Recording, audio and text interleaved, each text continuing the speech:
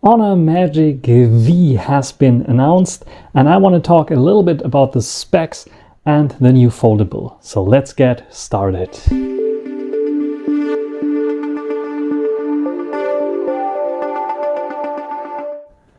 Foldables, first generation of foldables from Huawei, and Honor never really had one, but yeah, the spiritual first brother or the spiritual ancestor was the Mate X or Mate XS, where you have one screen that you can fold in half and you will get like a normal smartphone. And nowadays they changed to another approach, because this screen here that I have, that I'm folding and flipping, has of course the disadvantage that it is easily scratched. It's made out of plastic, so it is not very protective if I have it in the normal phone mode. And for this, Samsung was like one of those who had a different approach, where they said, okay, we have a glass front normal screen and we have a foldable underneath it that's always protected, because we are folding inwards instead of outwards.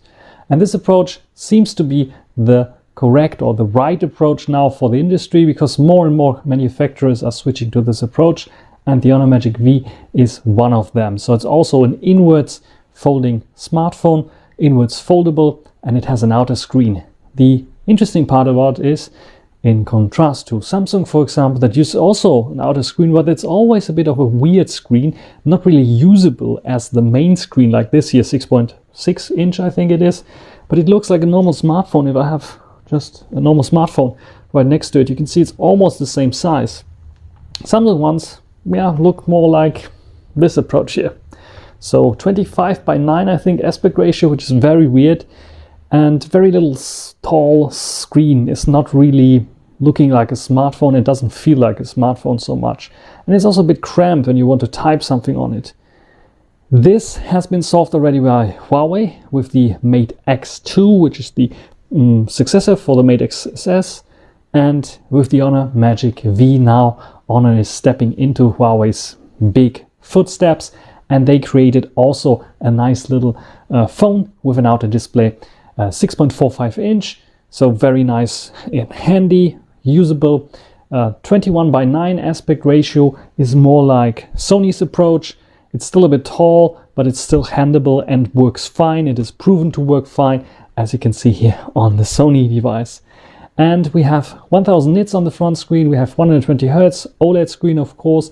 And the interesting part about it is it has 1920 Hz PWM, so anti-flicker is built in. Nothing special for those flagship smartphones, but it does not only support it on the outer screen, but also on a foldable screen. And a foldable screen, this is, I think, very unique, because PWM on a foldable screen usually you don't have. 7.9 inch, roughly I think the same size as the Mate XS that I have here in terms of size. It is basically like two 21:9 displays right next to each other, so it fits very, very nicely. It's a bit dimmer, 800 nits, but still okay-ish, I would say. 90 Hz instead of 120 Hz. Here is something where Honor is definitely a bit of conservative in this case, but also PWM were 1920 Hz, anti-flicker on an inner screen, foldable, very, very cool. The foldable mechanism, you can see they're very, very thick, those phones usually. But Honor managed to make this only 14.3 millimeters thick, which is still a bit thick in our terms, but it's way, way thinner than all the Samsungs out there. And I think one of the thinnest foldables that you can get right now, at least for the size. If you open it up, have almost 8-inch screen, which is really, really cool. It comes in 3 different colors, so there's black, there's white, and there's a vegan orange back as well. Usually you get, of course, glass back, white and black, and orange is there as an option as well. Comes with a new Snapdragon processor, Snapdragon 8 Gen 1. Not sure if that's the best choice, but of course they don't have any other big choice that you can use. I heard that the Snapdragon 8 Gen 1 is still a bit of overheating, has overheating issues, but hopefully this won't be the case on this larger tablet-like form factor. Especially if you unfold it, then it has enough space to get the heat away from the processor. Otherwise, we have 12 gigabytes of RAM, and we have either 256 or 512 gigabytes of internal space, which is also, I think, enough for the tablet or for the foldable form factor. Here I think I also have 256, or is it 512, which is also plenty of enough storage space. It's even 512 gigabytes here, so it's also very, very nice to have such high capacity. Then on the back we have triple lens setup, 50 megapixel, 50 megapixel, 50 megapixel, and this is really, really awesome in terms of camera systems. One of the best camera systems probably on a foldable right now. The only thing that comes close is the Mate X2, but the Mate X2 is falling short. When you take a look at the price point where this sells, it's just like insanely expensive, and the Honor Magic V is not as expensive, but to the price we'll come later. First of all, 50 megapixel main, 23 millimeters. Granted, we don't know which sensor it is. I think it might be the IMX766, but we will see. Maybe it is a better one. We have an ultra wide angle, 13 millimeters, also 50 megapixels. Very cool. So they are listening to people who want to have also an ultra wide angle with high resolution. And then they have a new spectral camera sensor. Where did I heard spectral camera sensor? There was another company presenting a foldable, more like a flippable with the same sensor. So also 50 megapixel. This is more used for portraits maybe, or for some interesting like ideas with that you can take shots with a spectral camera with. Otherwise, 4750 milliampere hours battery. It's okay. I think with a new processor, 4 nanometers processor, the power consumption shouldn't be so high, so it might be a very good battery, but we have to see how the battery life is on this foldable. But if you take into account the thickness of this phone, or the thinness of this phone, I think it is okay. We have no wireless charging though, which is like a bit of a bummer, but charging goes with 66 watts, which is super, super fast. And yeah, if you ever encounter 66 watt charging, you probably don't need anything faster. It is a big step forward. Also from 40 watts already, you have much, much faster charging times. Camera systems, what did I miss? Front-facing camera. We have two front-facing cameras, one of the outer display and one of the inner side display. And both are the same. Feature the 42 megapixel camera sensor, which is pretty cool and awesome, especially as I think it can also record 4K, which is, I think, for a flagship device, very important as well. The only thing I'm not so sure of is if it has autofocus. It would be very, very cool for autofocus, because then you have the possibility to use it as a vlogging camera on the front screen normally. But of course, also if you flip it open, you have like a bigger vlogging screen, which might be also very interesting, because if you have the same front-facing camera, very cool for vlogging, definitely. Then we come a little bit away from, we go a little bit away from hardware and take a look at software. Software is also very interesting. We have the Magic UI 6.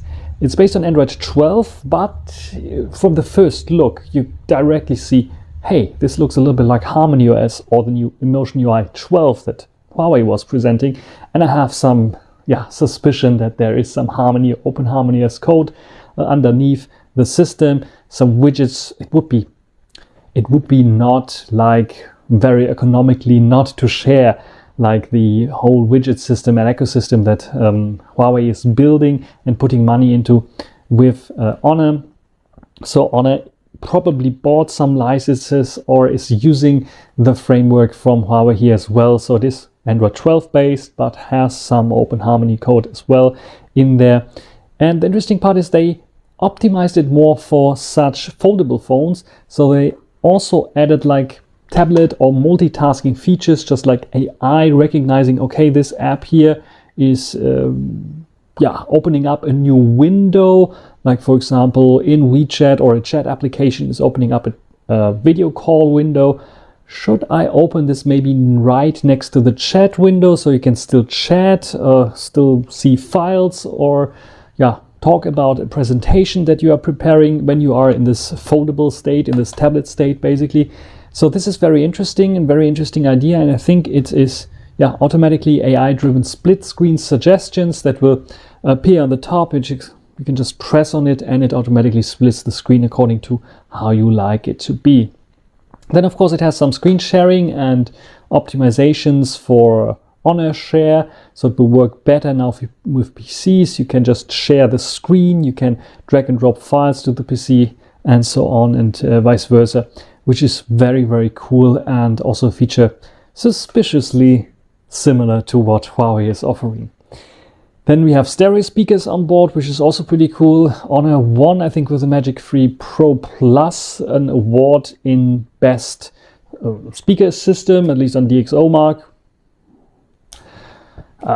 Yeah, they won an award. No matter what you think about DxOMark, they won an award. So stereo speakers is a welcome addition to the hardware. We go back to hardware, stay at hardware. USB-C 3.1 is on board, which is also pretty cool. So you get like the faster download speeds to USB or SSD drives or external drives in general. You have Link Turbo X, you have OS Turbo X and GPO Turbo X. Basically what this does is performance on the OS level, also including with the new Magic UI 6. All the performance tweaks and performance options and optimizations you got with Harmony OS, with Emotion UI 12, you will also get with Magic UI 6. We have a GPO Turbo X, which will increase the speed of games, so you get a little bit more frames per second out of your games. And we have then also Link Turbo X, which will optimize the download and upload speeds in also crowded areas or in areas with a less good coverage. Then we have also, and this is new in this category, I think this is something unique to Honor in this case. Huawei is not the one who's providing this technology, at least not now. As we know, it's an encryption chip. So Honor is claiming that this encryption chip that you put on your that they put in the new Honor Magic V is encrypting the hardware in such way that even if you completely root the operating system on the internal ROM, you don't have access to all the data, and you won't be able to unencrypt or to unlock the phone if you don't provide the right password, because the encryption chip is working for this. Even if you put the encryption chip and just like put it out and put it onto another phone or put it out in general, it won't decrypt. It's not so easy to decrypt. So for those people who are very security like to have such technology in a smartphone, it might be an interesting one. I'm a bit skeptical here and there because I really like to put also my own operating system on devices, and hope that Honor might open up the bootloader again. But with this new technology, it might be that they won't do this. So this is basically everything, the quick speed run of the Honor Magic V. And I showed you some pictures and also some videos about the new event. What do you think about the Honor Magic V? I don't have the option now to get it. It is available now in China. And the interesting part here is 9,999 yuan or RMB. So it's roughly translate to 1,400 euros, which is, I think, a price that is in a price region which is cheaper than this one, a bit more expensive than this one. So it is in a price region where I would say, no, it's okay for foldable, definitely something. But we don't have the European prices yet. We don't have a European launch event or launch announcement at all. So probably you have to wait. Magic 3 series not announced yet for the global market, which is a bummer, I would say. It's not there yet. So probably with the Magic V, we also have to wait a little bit until this will come out here in Europe. And probably the prices will go a little bit higher, so I could imagine it goes into the, it would be very cheap if it would go in the 1,500 euro category, but I think it will be more like 1,600 to 1,800 category, and this is now too expensive, I think, for most people to get. But what do you think about the Honor Magic V? You can write it down in the comment section. This is now everything for this video. Hope you enjoyed it. Thanks for watching. Until the next time. Bye.